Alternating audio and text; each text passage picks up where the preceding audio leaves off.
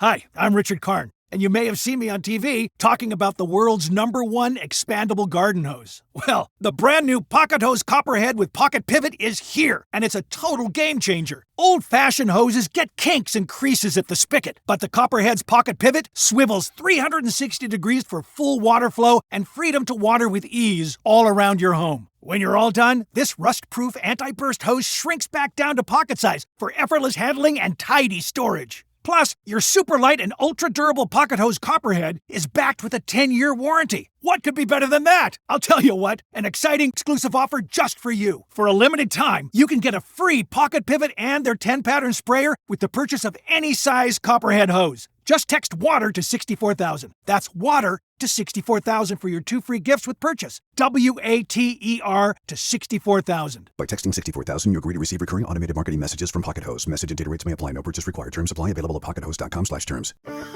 Having a life scholarship and being able to afford to go to college made me feel inspired to go. When I got a life scholarship, it was such a relief.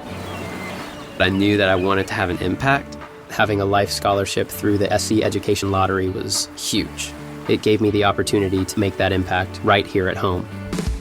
The South Carolina Education Lottery. A better you, a better us, a better South Carolina. Visit sceducationlottery.com/betteryou. Welcome back to the Basketball Show. I'm your host, Paul Sir. I am pleased to be joined once again after a long interlude with the great Jack Armstrong, voice of the Toronto Raptors, longtime voice of the Raptors. Jack, thank you so much for joining. Paul, my pleasure. Glad to be on with you. So, Jack, let's start it with the NBA Finals. I'm really curious about your observations about this particular final, this finals between these two small market teams, really a unique setting in so many respects. How have you seen the first 3 games from your vantage point as such an expert basketball analyst? Well, Game 3 was awesome. The intensity was terrific, off the charts. I loved it. It was a great basketball game. Game 2 was, Oklahoma City really exerted their will after coughing up a lead in Game 1.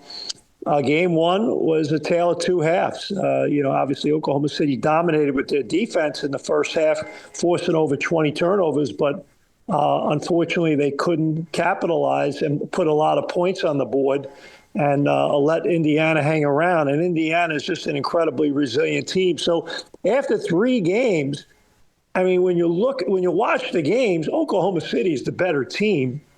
I think Indiana has led in the first 3 games for less than 15% of the time of the games, and yet they're up 2-1. So I think a lot of it comes down to, if you were describing a football team that executes the 2-minute drill, or, as we say in basketball, situational basketball, time and score, Indiana has been elite, not only in this series, but the whole playoffs, and particularly since January 1st, they've been a terrific team in the NBA in terms of the devil's in the details, and they do an incredible job with it. So as we speak here, Game 4 is tonight, so none of us have any idea what's going to happen there. But in the first 3 games, it's super entertaining, good basketball, kind of modern basketball where it's without really a true traditional back to the basket big man. And it's more, paint touches, swing, shooting threes, defense, creating offense, fast paced. And your better players are more super skilled, can put it to the deck, face you down, face the basket, and do a lot of different things. So, perimeter defense is critical. Winning the turnover margin is critical. And to me, I think, and having depth when you play that style is big. And, Indiana, I think in Game 3 really showed who they are and what they're about. And in Game 2, I thought Oklahoma City did that. And even in the first half of Game 1, Oklahoma City did that. So, things will emerge and patterns will emerge that much more here. Which is tonight, Friday night, and then Monday night for Game 5. Jack, a great summary. I think you highlighted some of the unique aspects of this particular series. The fact that Indiana has not led much throughout the series. You mentioned their resilience. I'd love your opinion on Coach Rick Carlisle from the Pacers. I have a personal theory that there are certain coaches at certain times with certain teams that do something special. And I think back to Mike D'Antoni with the Steve Nash-led Phoenix Suns. I think of Steve Kerr replacing a very effective Mark Jackson, but coming to Golden State and unleashing Steph Curry and the Splash Brothers in a way that we had never seen before. And it may be a bit of a stretch with Carlisle, but what I think his genius has been is referring to the resilience that this particular team has and its ability to stay in the moment and focused, and no matter what the score is at what time in the game, they always seem like they're in it with rare exception. What are your thoughts on that comment? Well, obviously Rick Carlisle played in the NBA, won a championship with Celtics as a player, won a championship as a head coach with the Dallas Mavericks. He's had a lot of experience working for really good people as an assistant. He's been there, done that. He's got a ton of experience. He's made a lot of money. He's very much at a point in his life and in his career where he doesn't sweat the small stuff. And I think he's matured and grown as a coach. I think back to Rick when he coached in Detroit early in his career, Indiana. He was more a micromanager type, and kind of guys bristled playing for him. I wouldn't say he's the most engaging guy, and particularly early in his career, bedside manner, he wasn't what you would call a player's coach. He was demanding and snarky and direct, and guys kind of were frustrated by that. But I think he has really grown as a modern coach in terms of relationships, and I think he's more comfortable in his own skin. And I think that reflects on his team, where he's calm and confident, and they play that way, and he's not beating them over the head on little details. He's keeping the big concepts in play. And, they're more into flow and style. And he's constantly hammering these guys about continuing to stay with the plan and believe in what they're doing and stay with the style and the flow that they play with. And it's more, conceptual than anything else. So, and he's a guy who's coached a lot of games and is very good in game of adjusting to little things tactically and kind of the nuance of the game. So to me, I think his experience really helps him at this moment. And I think it really calms his players, and he instills a lot of confidence in them. So, he has really had a great career, and this is another time where you get to see just how talented a coach he is. I'm talking with Jack Armstrong, the longtime voice of the Toronto Raptors, here on the Basketball Show. I love the summary, Jack, and I love the context of maturity. And it also takes a special combination of players that blend with a particular coach at a particular time, as I was alluding to before. Talk about the impact of Tyrese Halliburton on this Pacer team and how he is how we all feel he's the glue. Hi, I'm Richard Karn, and you may have seen me on TV talking about the world's #1 expandable garden hose. Well, the brand new Pocket Hose Copperhead with Pocket Pivot is here, and it's a total game changer. Old-fashioned hoses get kinks and creases at the spigot, but the Copperhead's Pocket Pivot swivels 360 degrees for full water flow and freedom to water with ease all around your home. When you're all done, this rust-proof anti-burst hose shrinks back down to pocket size for effortless handling and tidy storage. Plus, your super light and ultra durable pocket hose Copperhead is backed with a 10-year warranty. What could be better than that? I'll tell you what, an exciting exclusive offer just for you. For a limited time, you can get a free pocket pivot and their 10-pattern sprayer with the purchase of any size Copperhead hose. Just text WATER to 64,000. That's WATER to 64,000 for your 2 free gifts with purchase. WATER to 64,000. By texting 64,000, you agree to receive recurring automated marketing messages from Pocket Hose. Message and data rates may apply. No purchase required. Terms apply. Available at pockethose.com/terms.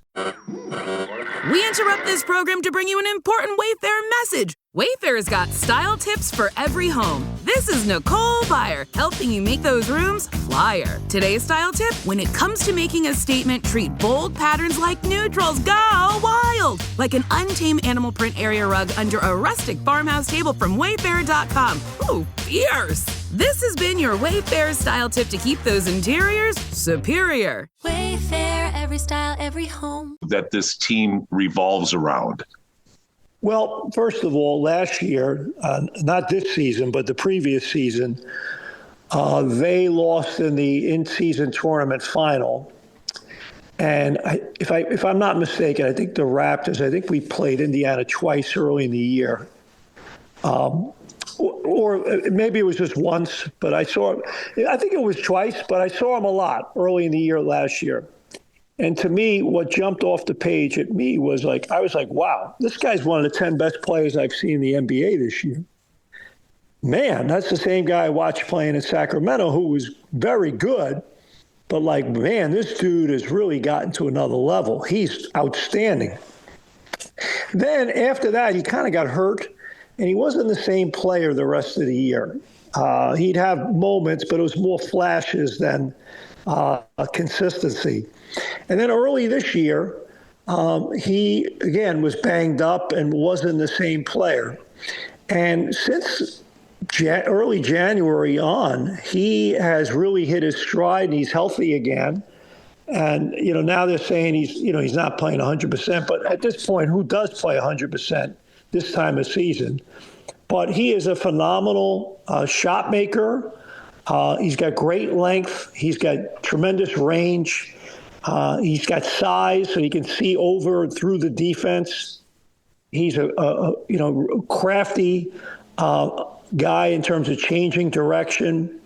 It's interesting, in 3 games, he hasn't even gotten to the free throw line yet in this series, and yet he consistently hits the paint and gets the ball squirted around on the perimeter for other guys. But he's a lead guard. I wouldn't say he's a point guard. He's a lead guard. You could tell he's in control of things, and yet you could put him off the ball, and he can do some things off the ball. And he just has remarkable stage presence in big moments where he's got that inner tranquility and that calmness about him, and that presence that really good players have. And he's got a skill set that he can do that. And, he's great at pitch ahead passes and getting them in transition. He just, and he's got length. He can rebound. He's a big guard who can rebound and go from there. So he's a joy to watch. He really is. And I think that's what one of the qualities of this particular NBA Finals, Jack, that really jumps out at me is there are a number of players that are a joy to watch. Of course, the ex-Raptor Pascal Siakam. I always like watching Pascal. I think anybody in Canada has a soft spot for that man and the impact he had here, and everybody's pulling for him. But on the Oklahoma City Thunder, they have players that you can't take your eyes off of. Of course, starting with Shai Gilgeous-Alexander, who, honest to goodness, Jack, I can't even imagine what the Clippers must think when they're in the quiet room by themselves and they think about what they gave up to get, giving him up to get what they got, and where it's led franchises in different directions. My question to you is, talk about the overwhelming impact that not just Shai is having on the series, but that the Canadians are having on this series. I mean, to see 4 Canadians on the court, 40% of the players on the court from Canada making big impacts. It's really quite something, isn't it? Well, as you know, in the first 3 games of this finals, the leading scorer in each game has been a Canadian. Yes. Shea, first 2 games, and then, in game 3, Mathurin. But I wouldn't say Shea Gilgeous-Alexander has played great in this series. I think his, particularly game 3, he did not play well. He did not. He had 6 turnovers. But when you look at the totality of his season and his how well he has played, in the last few years and where things are going, it also tells you that you shouldn't let players be GMs. Kawhi Leonard wanted Paul George, and maybe Kawhi. It's the same as Giannis wanting, Damian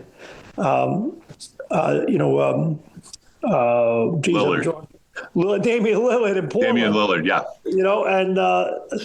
Sometimes your players aren't necessarily your best GMs, and. But you look at a Shea Gilgeous-Alexander, he just has a remarkable skill set. He can really dominate in terms of his ability to change the direction, change the speed, draw fouls, score in the mid-range, score at the rim, obviously shoot the 3. He's special, and he's very calm, makes everyone better. I do think that he's gotten a little frustrated so far in the first 3 games. Nembhard, a lot of their perimeter players for Indiana have really been into him, particularly in game 3. They were all over him. And I think it's wore him down a little bit. It's affected him, so he's got to play through that. In my opinion, they got to get some screening actions to loosen things up for him a little bit, and they got to start screening in the backcourt and get him freed up. To me, a guy like Hartenstein really helps them, Oklahoma City, in terms of the mid-screener role and really setting that screen almost near half court. And then giving Shea some time to get downhill and make some things happen. So, but that's going to be big for them. But he's a fabulous player and a deserving MVP in the NBA this year. Well, and Jack, to build a little bit on your comments there, obviously Shea has not been the 30-plus point performer he was during the season. The statistics don't lie in that respect. I think one quality of this, of the playoffs in general, but particularly now in the finals, is the return to what I would call almost an old-fashioned defensive mindset, where physical play, getting over screens. I think it drives everybody who's a basketball, knows a little bit about basketball, how during the regular season, there's virtually no effort by defenses to get over screens. It's just an automatic switch. But you see a much more robust help and shuffle by the screener's defender, and then a recovery by the guard like Nembhard you're referring to. And you're right. I mean, I think Shea is so crafty, so good at drawing fouls, Harden-esque in some respects. But the return to that kind of defensive emphasis and movement, I think, has just added so much enjoyment to this series. Well, a lot of it's depending on the officiating and the whistle. Great point. You can only play that way if the officials let you, and at the same time. Bubba Wallace here from 2311 Racing. Funny thing about being fast, you end up waiting a lot. First to show up, first in line, then just waiting. Me, I rev up Chumba Casino. With over 200 social casino games, no slow lanes here. Why sit around when you can spin? I'm already racing. Your turn. Play for free at ChumbaCasino.com. Let's Chumba. Sponsored by Chumba Casino. No purchase necessary. VGW Group. Void where prohibited by law. 21 plus. Terms and conditions apply. Drivers who switch and save with Progressive could save hundreds. With that kind of money, you could go big time on a fancy water bottle with ultra titanium alloy metal. You're not sure why you need all that. I mean, it just holds water. But you're getting it anyway. Because if you're hiking near an active volcano and you accidentally drop the bottle into molten lava, your water will still be icy cold. Switch to Progressive and you could save big time. For water bottles. Progressive Casualty Insurance Company and affiliates, not available in all states. Potential savings will vary. It's a long season, and trying to fight through every screen and hedge and show and all those types of things, that's really hard over the course of 100 games. I mean, these guys play, you have preseason, you got 82, and then you got, you could end up, it's a lot of games. You're playing over 100 games. And, the good thing is you got a little more time off in between games in the finals. Now, tonight, we're talking on Friday. Game 4 tonight is the only game we have where we have one day in between games. So fatigue will become a little more of a factor. But to me, I like the fact that we're letting them play a little bit more. I think the rules went too far in favor of if you breathe on a guy in the perimeter, it's a foul. Right. We got to get a little more physicality back in the game. I like the three-point shot. I'm not opposed to it all. I just think that what was happening, the screening actions, the ball screen actions, and the dribble handoff actions and the pitch plays on the perimeter were getting to a point where the offense, it was violent from an offensive perspective, where guys are getting crushed trying to get through handoffs, pitch plays, ball screens, and the defense is getting dislodged and crushed. And to me, I think the defense has to have the ability to be a little more physical and fight back and put the offense on its heels a little bit. And if you're trying to run all your perimeter actions to get a three, that's fine, but you got to earn it. And I like what I'm seeing in not only in this series, but overall in the playoffs in terms of they're letting them play a little bit more. And I think it's great basketball. And, for all these morons that talk about small market and TV ratings, I don't care about that. These are the two best teams in the NBA that earn their way here. Regardless of sexiness and names and all that crap. And I think the NBA and particularly the people that are supposedly our ambassadors and those on-air talent should be doing more to promote it and say what great basketball it is, because quite frankly, it is. It is great basketball. It's I think, one of the most enjoyable series to watch in a long, long time, in spite of the super teams and the stars that we've had. This is a much more watchable brand of basketball. And I couldn't agree with you more about the morons who talk about small market. I mean, that's what you want. You have the two premier organizations that happen to be in small market cities that have put together these masterful teams. I mean, my gosh, Oklahoma City, that's the envy, I think, of all teams in all professional sports, and how they put their team together. The other group of, and I'm sorry, this is irreverent on my part, Jack, but the other group of I would call morons that I'm hoping get pushed into their proper spot, because I know there's a spot for them in the game of basketball, is the analytics guys and, three and layups. It is really refreshing to see both the best, the two best marquee players, or the two marquee players from the two teams, have such great mid-range games in Shea and Tyrese right now, and how that impacts the game, and how both teams are actually shooting elbow jumpers now, as opposed to just buying into the religion of the three or the layup. I think that is a great development for the game of basketball. Well, I think here's the other thing. I think to your point, with the way the game's officiated, and the pretty much the perimeter players on offense allowed to do whatever they want, and the defensive players not. It makes sense to go threes and layups. Fair enough. Yes. But now, when the game's a little bit more physical, and now the defense is able to get into you and really get under you on the perimeter, you can't get into as much of a flow and a comfort level of shooting threes. And your path to the basket is maybe a little more congested because there's a lot more contact, and you're not getting as many opportunities, clean opportunities at the rim. And a lot of stuff gets mucked up, and now you're in the range of the twos. And my feeling is, I'd rather take a clean, rhythmatic 2 than a contested 3. Now, the math says what the math says, but I'd rather a chance at an open rhythm comfort level 2 in flow than a contested 3 not in flow, not in rhythm. And, because to me, I think it comes down to, particularly when you play at high level competition, it comes down to per trip quality of shot. Ball possession, shot selection. Protect it. Don't give it away to your opponent. Don't let your opponent have runouts. Get quality shots.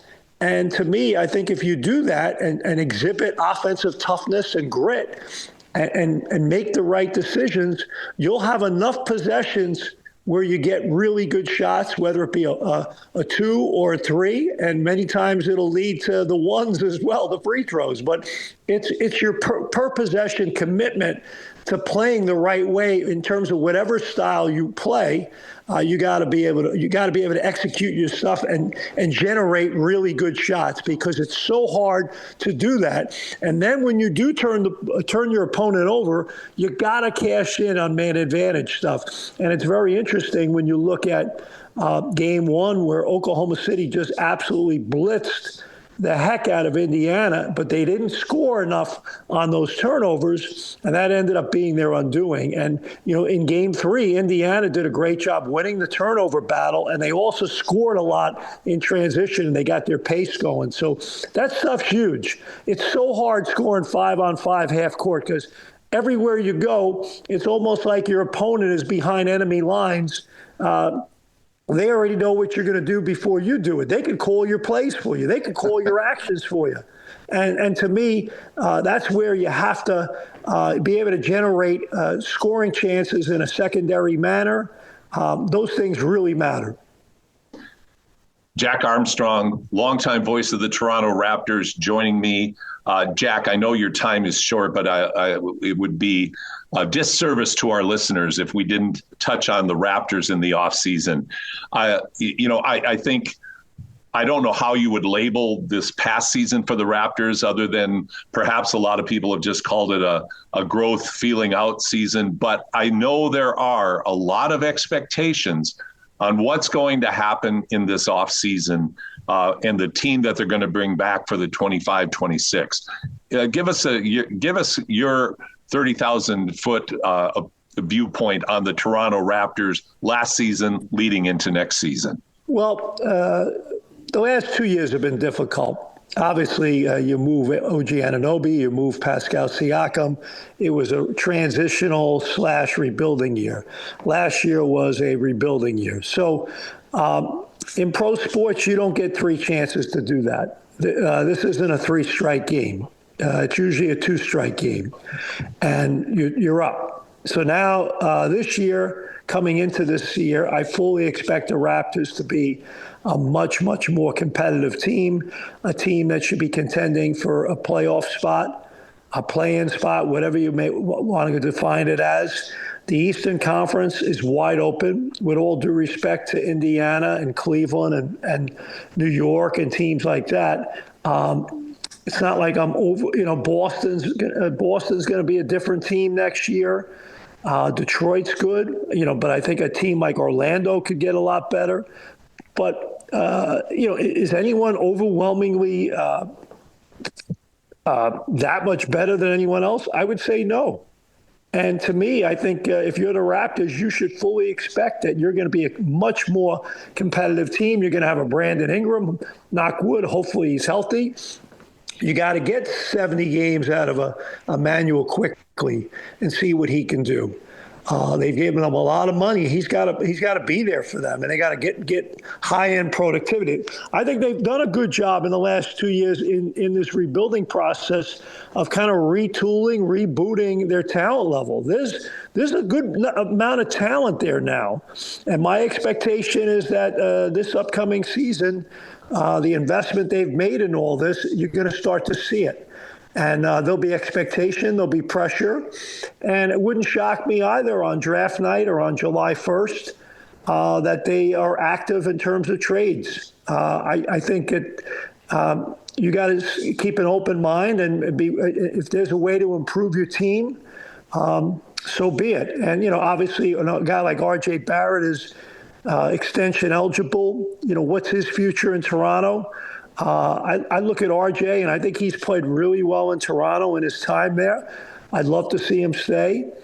And, I think, but it's so hard with money and egos and all that kind of stuff. I think you look at a guy like Mathurin in Indiana. I look at a guy like R.J. Barrett on any team in the NBA. He would be an amazing sixth man for any team in the league. But, again, when you're going to invest a lot of money in people and a lot of people get caught up in having their name announced. To me, I think that, I think the Raptors, if there are opportunities to improve their team, I think they'll consider it. Obviously, you hear the Giannis rumors and Kevin Durant, guys like that. But, a lot of it depends on the cost that you have to give up to get a guy. And people forget with the Giannis situation compared to a Kawhi Leonard. Kawhi Leonard was damaged goods. People were concerned whether he could even play, let alone play the 62 games he ended up playing for Toronto in the regular season. I think 60 or 62, which was amazing considering where he was the year before, or having only played 9, and he only had a year left on his contract. So his market value in terms of what San Antonio could get for him was a lot less than what Milwaukee can get for Giannis.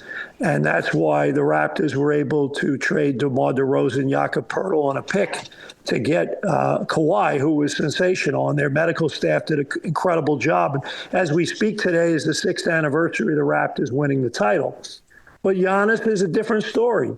The price point is incredibly high. So the question you have to ask yourself is, you're getting an incredible player, but what's your roster going to look like when he gets there? And is it going to be any better than what he has in Milwaukee? And that's the thing you got to ask yourself. And if I'm Milwaukee, I'm not giving anybody any discounts. So nor should you. You got 2 years of contract for him. So if someone wants him, and he might not want to leave, and quite frankly, if I'm Milwaukee, I don't want him to leave. So there's a lot of moving parts there. The draft is solid, but at 9, where the Raptors are, it's solid. I'm not sure if they're going to get a guy that's going to move the needle at all. So, you're hoping that the base of players that you currently have make another step and that you're ready to win. And quite frankly, I think they will be a good team next year. I fully agree with that analysis. It's like next year, if they're healthy at the start of the season, we will see what all these pieces mean to the Raptors and what the season could look like. And if they make some moves, like you said, I think keeping an open mind to some significant moves has to be there as well, because draft time comes around. That absolutely could happen. I was thinking of a statistic, Jack. The roll of the dice that Masai Ujiri took on Kawhi Leonard and the result he had reminds me of the percentage of probability that Dallas would end up with Cooper Flagg. Like, everything had to be perfect for the Raptors to win that title. And the dice, it was one of those situations where they rolled the dice, and my gosh, it really changed basketball history in Canada. Sure did. It was a remarkable ride, but here we are 6 years later, and it's time to start talking about forward, not backward. And yes. and that's where the Raptors are at right now. And I think it's a great lesson not only for them but for every other team in the league to see that it can be done. And I think it's great that, 7 years in a row now, we're going to have a different champion in the NBA. So if you're in a market like Toronto, which is a huge market compared to Indianapolis, and Oklahoma City, if you build your team the right way, you can have success regardless of where you are. And there's no guarantees in a huge market either that you're going to have success. And the way the second apron is set up and the salary cap right now, the idea of super teams or keeping teams together for long, it's not going to happen anymore. And to me, I think Oklahoma City's probably built to hang around the longest and contend. But the idea of having a 5 to 7 to 9 year window of contention probably is going to go out the window with the way the cap is structured. So, you gotta hit when the opportunity's there. And I think for Toronto, they're getting. I wouldn't say they're at that moment yet, but this year and the following season, somewhere along the way, they got to hit some. They got to take that next step. So true. It's a great time for basketball in Canada. The Tempo are coming into the WNBA next year. We're looking forward to a healthier Toronto Raptors. We've got Canadians absolutely doing so much in the NBA Finals. It's just a great time. And Jack, you've been very, very generous with your time today. What a pleasure to talk with you again. Thank you. My pleasure, Paul. Have a great day. You as well, Jack. Jack Armstrong, longtime voice, analyst for the Toronto Raptors, joining us here on the Basketball Show. Jack, thank you so much. My pleasure, Paul, and have a great weekend. Having a life scholarship and being able to afford to go to college made me feel inspired to go. When I got a life scholarship, it was such a relief. I knew that I wanted to have an impact. Having a life scholarship through the SC Education Lottery was huge. It gave me the opportunity to make that impact right here at home. The South Carolina Education Lottery. A better you, a better us, a better South Carolina. Visit sceducationlottery.com/betteryou.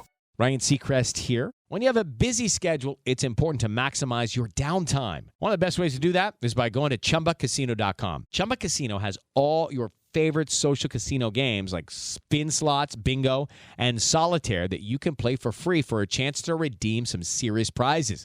So hop on to ChumbaCasino.com now and live the Chumba life. Sponsored by Chumba Casino.